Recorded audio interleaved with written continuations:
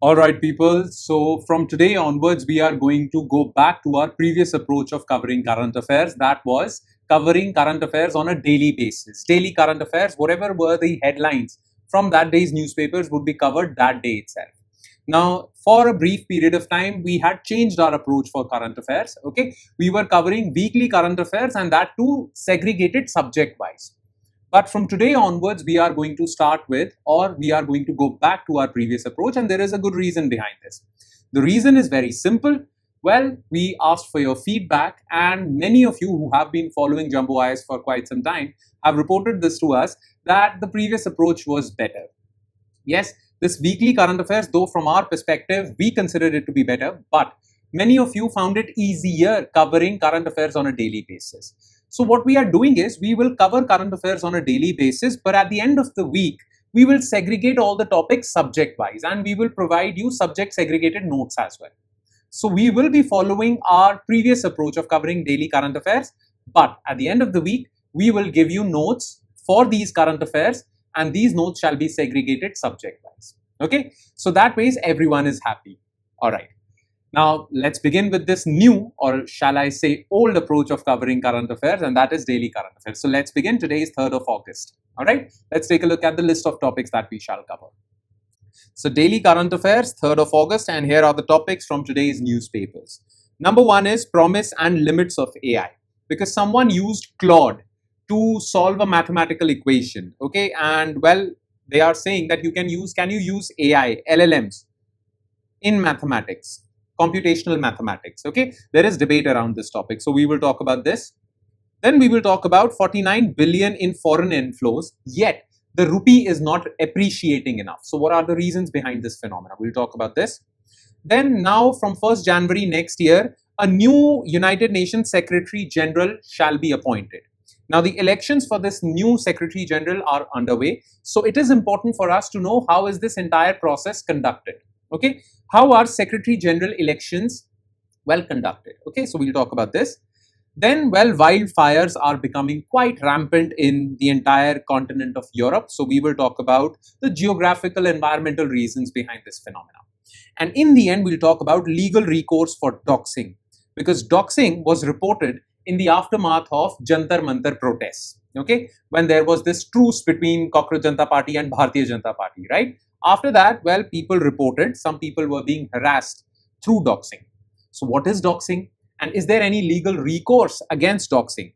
Well, we will talk about this as well. Okay, so these are the 5 news items that we shall zero in our attention on. So let's start discussing them one by one, starting with topic number 1, and that is promise and limits of AI.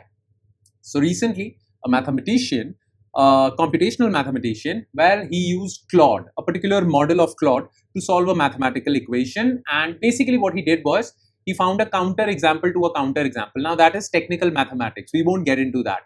Yet the bottom line is that using LLMs for computational mathematics, is it right or wrong? Is this approach always perfect or it has its own set of errors? Well, there is this huge debate.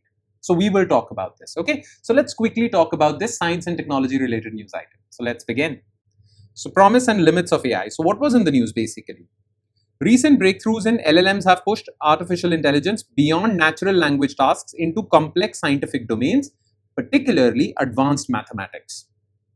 A prominent milestone occurred when mathematician Levant Alpogé utilized an AI language model, Claude Fable 5, to identify a counterexample to a counterexample variation of the Jacobian conjecture. Again, a famous algebraic equation in mathematics. You don't need to get into this. Just remember that Claude was used for solving this mathematical equation. Additionally, platforms like OpenAI's Astra and proof formalization tools are being integrated into academic research. The thing is that it's not just Claude. OpenAI also has its own set of models like Astra, which, well, scientists, researchers are using. So is AI suitable for academia or academic research? This is the big question, because if we talk about normal tasks, well, AI is performing them really well. But when it comes to academic research, it should be foolproof, error-free. And that is why we are talking about, well, can AI or has AI reached that stage that it can be used in academic research in a foolproof way? This is the big question. Now, foundations of LLMs. Well, these foundations are basically related to what approach LLMs are using to solve mathematical problems. Okay, so we will zero in on mathematics only, not other topics of research. Okay, so how are LLMs programmed to solve mathematics? So statistical pattern matching. Basically, and remember this, in 1913, Andrei Markov basically conducted an experiment. He used statistics, and remember this, he used statistics to predict what English word would follow what. Okay, so he analyzed a particular novel, okay, and then he analyzed the entire novel, okay, used statistics, and he was able to predict with high probability that if A comes in any sentence, it shall always be followed by E or I or O or U, vowels basically. So he gave a prediction model, statistical prediction, because back then AI was not there. Okay, so his analysis was known as Markov analysis. Okay, and this was done in 1913. He was a genius. Okay, without using computers, because computers were also not discovered in this time. He used statistical probability, mathematics, to predict what follows a letter. Okay, for that particular writer, basically predicting his writing style. Now, this entire Markov approach is used by LLMs, because after all, what do these LLMs, ChatGPT, Gemini, what do these LLMs do? They are in the prediction business. So whatever question you're asking, they are predicting the best possible follow-up or answer to that question as per the data fed into them. Okay, so it is nothing but a prediction thing. And for mathematics, Claude Fable 5 uses Markov's analysis to solve mathematical equations, because Markov's analysis used statistical probability. Basically, LLMs are doing nothing but predicting the best possible answer. Okay, they capture high level. Okay, so this is the foundation. But when LLMs were not there, how would mathematicians solve a particular equation in advanced mathematics? They capture high level structural, this is what Markov's design or LLMs do. They capture high level structural patterns and heuristic shortcuts in published mathematical literature, but they lack an internal model of semantic ground truth, because mathematical equations have to be proved. Okay, so they lack the proof hypothesis, and this is where errors come. What does a mathematician do before LLMs? So logical ground of truth, the mathematical paradigm. So mathematics relies on axiomatic deductive logic, that you have found an equation, now you have to deduce top down, where every step must strictly derive from previous statements. There is no prediction business, because LLMs will predict the next step, but they won't give you the reason why this next step follows. Okay, they are just doing it based on statistical probability. Whereas in mathematics, step 1, then step 2 has to be proved that it logically follows step 1. That's how mathematics works. An LLM can generate a string of mathematical notions that look correct while containing subtle logical fallacies, problems. Okay, now there is no doubt that AI can definitely be used in research. This is the important part for you. This part might be a little technical. You don't need to get into that. UPSC won't ask any questions from this and this. Okay, just remember Andrew Markov's heuristics. Okay, just remember this, that how AI can be used in research. Potential role of AI in advanced mathematics. Hypothesis generation. So if you have found a proof, well, to prove whether this proof is correct or not, this can be done. Okay, search space reduction. There are so many variables, or a particular variable can have many values. AI can narrow that search. Okay, formal proof assistant. So you have to prove the next step on your own, but it can act as your assistant. Okay, or you have given a proof, you can ask LLM to verify that proof. Basically, the best possible way to use AI in advanced mathematics is when you combine it with human brain, which means that humans should be behind AI. Humans should be behind advanced mathematics. They can use AI, but they cannot completely outsource their brain to AI. This is important. Okay, and this conclusion is being considered genuine for every field. Okay, now structural limits of AI. How can AI generate errors? Hallucination risk, you must be aware of this problem, hallucination problems. Sometimes AI, while giving answers, goes completely off track. Sometimes this is a issue. Brittleness to distraction. A minor rephrasing or a minor error while entering something can generate a different outcome. So this is their lack of verification, because AI never gives you proof. It just gives you the best possible prediction. And that prediction won't carry any proof. AI won't justify their answers, whereas mathematicians have to justify their answers through logic. This is the problem. Clear? Now, well, here is a table-wise comparison of proper mathematical technique, formal proof, and how LLMs solve a problem. Okay, we have discussed these things. So just go through this table. It's basically a summary of whatever we have discussed, right? That would be all. Clear? Now let's quickly shift our focus to next news item, and that is 49 billion in foreign inflows. Now, what is the problem? We all know that rupee is falling, and to save this falling rupee, we need more foreign inflows into India.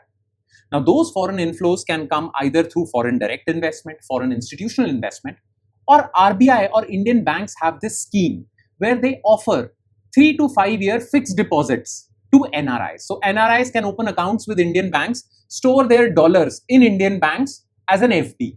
You all know what an FD is. The maturity period is generally 3 to 5 years. These are known as FCNR NRI deposits. Okay.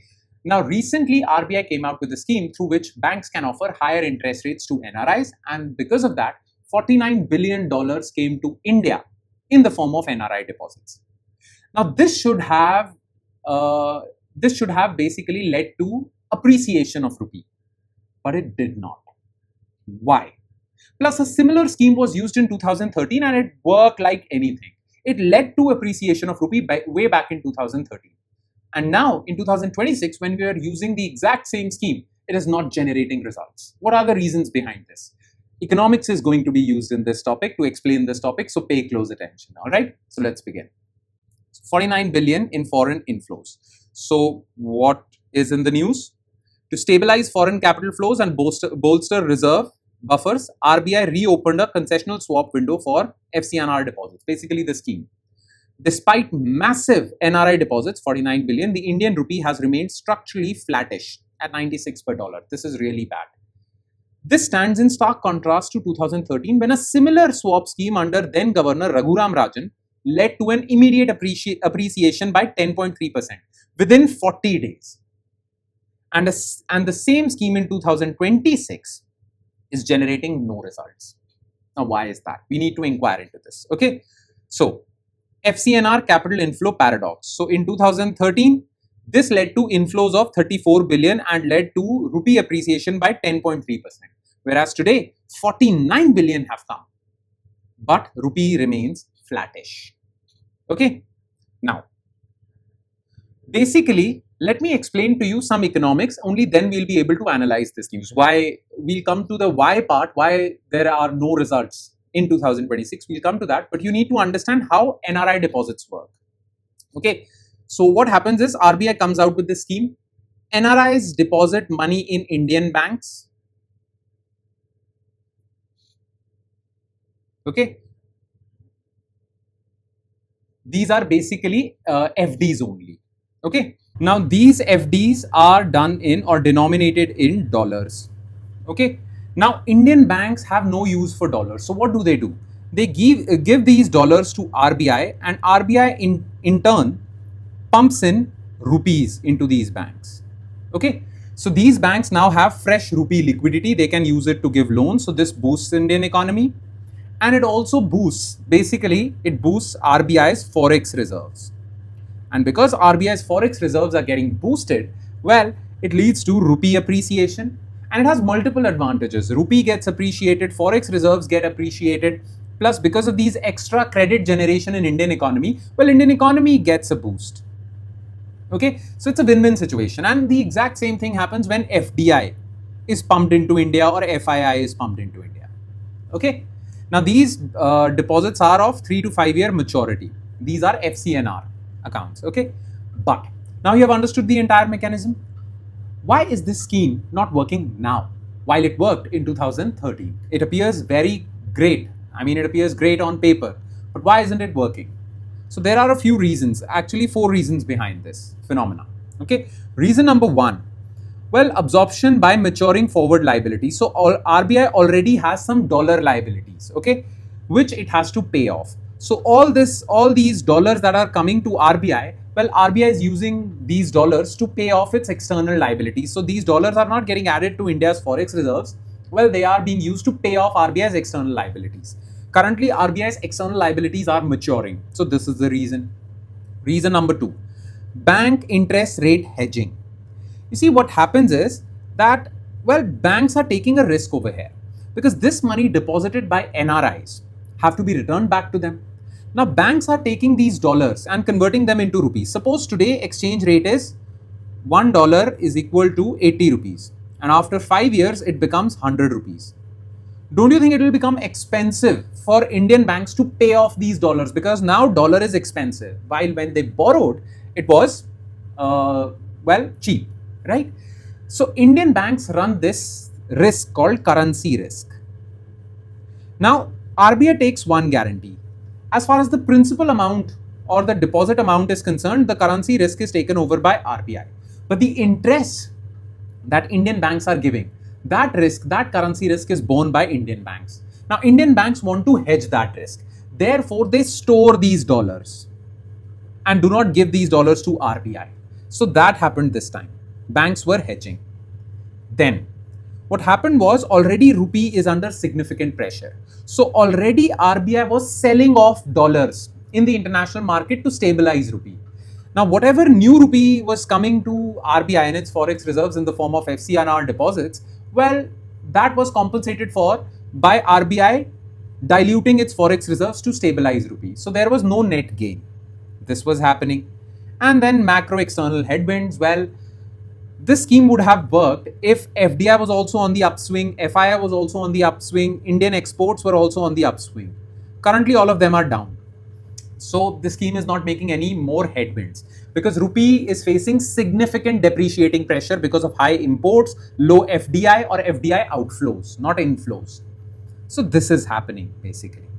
Now, this has significant policy implications for India. What should India do moving forward? Rather than relying on FCNR deposits, because these are temporary measures, rely on FDI for foreign inflows. Why? Because FDI is more permanent money. NRI deposits are temporary. Okay. Then fiscal and central bank cost. Absorbing exchange rate risk exposes RBI's balance sheet. Remember, RBI takes this currency risk when it comes to the principal amount. So RBI should reduce this. Okay. Then external sector resilience. While FCNR inflows temporarily insulate balance of payment and swell gross foreign exchange reserves, forex reserves, true exchange rate stability requires structural changes. Such structural changes that your exports get boosted, imports get reduced, foreign inflows increase, genuine foreign inflows like FDI. This is the long-term solution. Okay. So yeah, this is what needs to be done going forward. Right? That's about it. Now let's quickly shift our focus to next news item, and that is UN Secretary General elections. You all know about this post, UN Secretary General, right? He has a lot of tasks when it comes to management of United Nations. Now, current Secretary General is Antonio Guterres, but his term is about to end and a new Secretary General has to be elected. Secretary General, like I said before, is an important post. Therefore, we should be familiar with the election process, and that is why we are discussing this. The term for the next Secretary General would begin next year on 1st January. Okay, so let's familiarize ourselves with the election process. That's about it. That's the only purpose of this topic, and that is why I've included this topic in today's lecture. So let's begin without wasting any time. So UN Secretary General elections. So this is what is happening. United Nations Security Council initiated its first informal straw poll to select the 10th UN Secretary General who will succeed Antonio Guterres on January 1st, 2027. Okay, now straw poll is one step in this entire election process. Now this step has begun. This is the most critical step. Basically, you will realize that United Nations Security Council has a bigger role to play, which has only 15 members, choosing Secretary General. Clear? Now, United Nations Charter Article 97 gives out a detailed process, this election process. Okay, So remember that Article 97 gives a formal mechanism for election of Secretary General. Okay, now what is this process? Clear? So it is a 5-step process. UN Secretary General selection pipeline. So a joint letter which invites member state nominations. So different member states, United Nations members, they can put forward the names of their countrymen as Secretary General for Secretary General post. Okay. So for example, India can give the name of Shashi Tharoor or any diplomat. Okay. This is invited. After these invitations, well, United Nations General Assembly, well, conducts public dialogues, town halls with candidates, basically giving all the countries information about these candidates whose name have been proposed by different countries. Then, matter goes to United Nations Security Council. Now, United Nations Security Council is a 15-member body.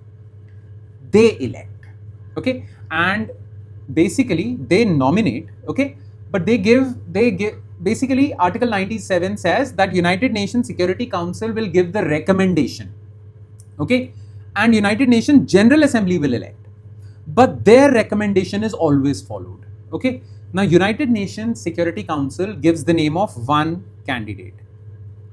That is the final candidate. But to choose this final candidate, that candidate has to receive at least 9 out of these 15 members' votes. Plus, well, you know about P5 members, permanent members? No permanent member should say no because they have veto power, right? So you need the support of all permanent members and plus 4 non-permanent members, to the north of 4 non-permanent members, okay, more than 4. That is done, then formal recommendation is made to United Nations General Assembly, and United Nations General Assembly generally passes a resolution with simple majority to select this person. Because all 5 permanent members have given their consent, the candidate is generally a consensus candidate, okay, acceptable to all. That's the thing. Right? Now, the main process is these straw polls, because in these straw polls, this election takes place, 9 votes out of 15. Okay. Now, what happens in this straw poll? Well, each country is given 3 ballot papers, okay, with different colors. One is encourage, discourage, no opinion. You have to write the name of that candidate under this column. Okay. If you like a particular candidate, put him in the encourage list. If you hate a particular candidate, put him in the discourage list. And if you have no opinion, then give no opinion. This is your neutral stance. This is also an option that is given on the ballot paper. Okay, that's all you need to know as far as this process is concerned. But this process, the internal key dynamics, okay, this process has certain more facts or more procedure involved in this. Okay, you see, only that candidate would be chosen where there is consensus, there is no dispute. To achieve this consensus, well, informally, we have created the system of electing Secretary General on a rotational basis from different regions. So different regions have their turn. So, well, Europe had its turn, okay. Recently, it was Europe's turn. That is why Guterres was elected from Portugal. Before that, Ban Ki-moon was elected from South Korea because it was Asia's turn. Before that, it was Africa's turn, hence Kofi Annan was chosen. Okay, so the regions get their turn rotation-wise, and the candidates from that region, only those candidates would be selected. Currently, Latin American Caribbean group, well, it's their turn. So the new Secretary General would come from here. Plus, there are chances that the new Secretary General would be a female, because in 80 years across 9 Secretary General, a woman has never held the office, and there is huge demand for giving this post to a woman this time. Post 2015 transparency reforms, historically a opaque behind closed doors decision selection now includes joint initiation letters. Basically, well, United Nations has undergone certain reforms in 2015. Before that, the entire process was opaque. Now some transparency, public halls, town halls, that has been initiated. Now, this entire process is not without its challenges. Now, what are those challenges? First of all, P5 monopoly. If any one of the permanent members says no, it's no. So this is a complete antithesis to democracy, okay, democratic legitimacy of a particular candidate. Then, Well, to achieve this consensus, to achieve this consensus so that the elected candidate is acceptable to all P5 members, you go for lowest common denominator. A strong candidate will always receive vetoes from one country or the other. Hence, you choose the weakest candidate because that is acceptable to all. This is a major flaw in United Nations system. And geopolitical gridlock. Sometimes there is a gridlock. USA wants a particular candidate to become Secretary General, but China would block it. China wants someone else, USA would block it. So it can lead to geopolitical gridlock also. This is a problem. Now, what implications are there for India? First of all, India wants that Secretary General which would become a voice for Global South. So India is carefully watching this. India also wants a candidate who would push for comprehensive reforms of the United Nations system, especially United Nations Security Council, because India needs a permanent seat in this. Plus, India wants that candidate who can navigate the conflict between P5, especially USA and China. So a Secretary General who's strong enough, who can navigate the entire world through this USA versus China bipolar world. So this is an important thing. Here, that would be all. Now let's quickly shift our focus to next news item, and that is wildfires in Europe. Now Europe is witnessing massive wildfires never seen before. Now there are certain geographical and environmental factors behind this, and climate change is the biggest suspect in this crime. Okay, how climate change is causing these wildfires, which have higher intensity, higher frequency also, because Europe is not used to wildfires. It's a comparatively cooler region, right? Yet Europe is witnessing heat wave like conditions, and it is also witnessing wildfires, especially in the Mediterranean region. Now, why is this happening? Let's talk about this, because through this you'll learn something about geography. Okay, so let's begin. So wildfires in Europe. So what happened? Wildfires across Europe have escalated in speed, intensity, and footprint, geographical footprint, spread.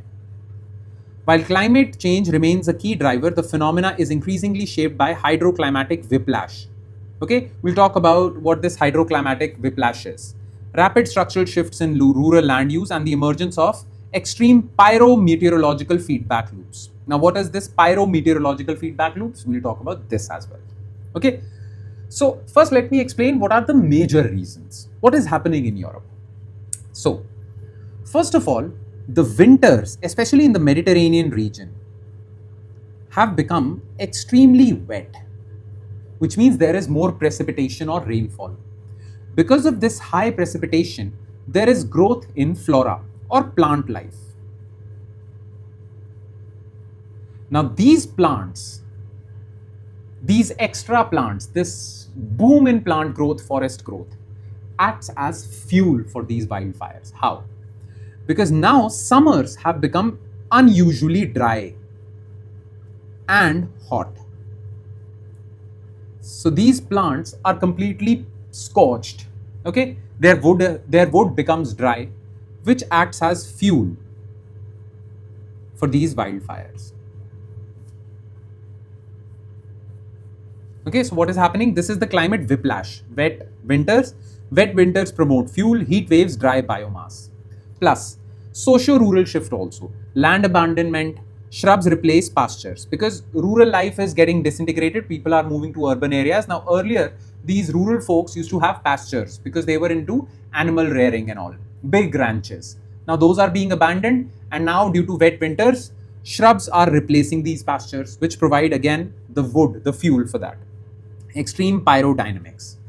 What happens that, well, these extreme fires lead to a huge volume of dust and smoke that rises upwards. When it rises upwards, it cools down. The moisture cools down around these smoke particles, and you see huge pyrocumulonimbus clouds, which leads to extreme lightning events. And these lightnings, they again strike certain forest areas and cause fire there. And then you see again pyrocumulonimbus clouds, again lightning, and then again fires. This is a loop. This is what pyrocumulonimbus problem is. Okay. Now experts are calling it 6th generation fires. So intense fires release immense columns of heat, smoke, ash, moisture that rise rapidly into the upper atmosphere, and they create pyrocumulonimbus clouds. Okay, fire clouds. Electrical charges generate inside these clouds, create lightning, triggering new spot fires. Strong downdraft winds create unpredictable wind shifts, trapping firefighters and accelerating the fire speed. So because of high speed winds, the fire spreads. Self-generated weather. At this scale, the wildfire actively drives its own local meteorological conditions. How? Because more smoke, more cumulonimbus clouds, more lightning, more fire, and this goes on and on. This is what is happening. Okay. Now, here's a table, because wildfires is a problem in India as well. So this table basically compares Indian wildfires and European wildfires. Okay. So European wildfires are because of mix of lightning and human activity, but Indian forest fires are predominantly human driven. Okay, sometimes because you cut down trees, you make them dry, it's mostly human driven. Vegetation, abandoned farmland, dry deciduous forests, which are, well, ripe for forest fires. Severe hydroclimatic whiplash and pyrocumulus nimbus clouds, that is not the case in India. Ecosystem impact, heavy canopy damage, carbon release, rapid spread due to continuous biomass corridors, soil degradation, destruction of regeneration. So this is a table, go through it, it is really important to understand geography. Right? Alright. Now let's move on to last news item of the day, and that is legal recourse for doxing. Now we'll quickly finish this topic, okay? It's a short topic.